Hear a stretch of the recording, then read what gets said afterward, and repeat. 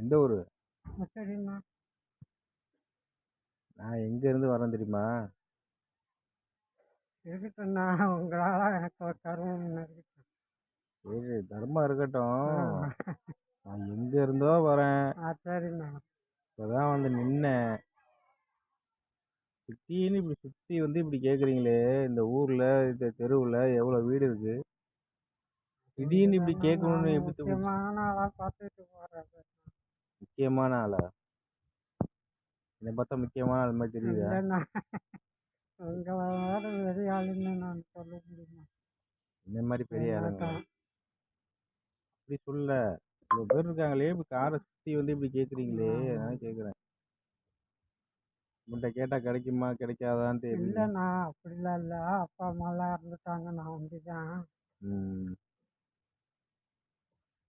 என்ன இறந்த வாங்கிட்டு போய் என்ன பண்ணுவீங்க?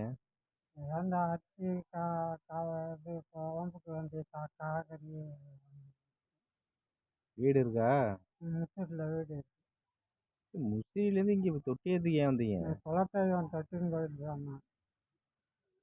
அது கோயில் இருந்தாங்க, ஒரு கோயில் இருக்கும், அந்த கோயில் நிறைய பேர் வருவாங்களே. நேற்றுக்கு கும்பாபிஷேகம். அதான் சாப்பாடு போடுவாங்க, நிறைய பேர் வந்திருப்பாங்கல்ல. ஆமாம், நானும் வந்த சீட்டு ஒரு பெரிய வேலை.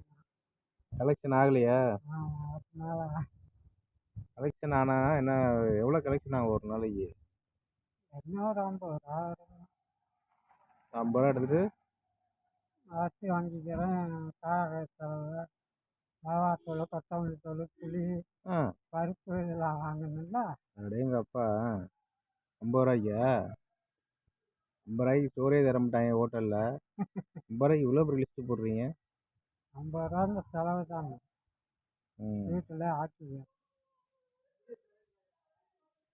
தினம் நான் வரமாட்டேன், 4 நாளைக்கு ஒருத்தர் தான் ம். மற்ற நாள்லாம் வீட்டில். கட்டிங்க போட்டுருவீங்களா? கட்டிங்கெல்லாம் சாப்பிட்றது இல்லைண்ணா. ம். என்ன ஒரு அளவில் இட்லி சாப்பிட்டேன், ம். இந்த உப்புமா, ஏதோ ம். வடை கிட வாங்கி சாப்பிடுவேன். எல்லாம் ரகரகமாக தான். இது கட்டிங்க மட்டும் நீங்கள் சொல்லும் போது அடிக்க வந்துட்டேன்னா நாளைக்கு டிஃபன் கூட டிஃபன்லாம் வடை பொங்கல் இந்த மாதிரி தான். சில 2 ரேஷன் ஆச்சுது. ம். விவசாயமா? ம். விவச 12 கிலோ வருது ஒரு ஆளுக்கு.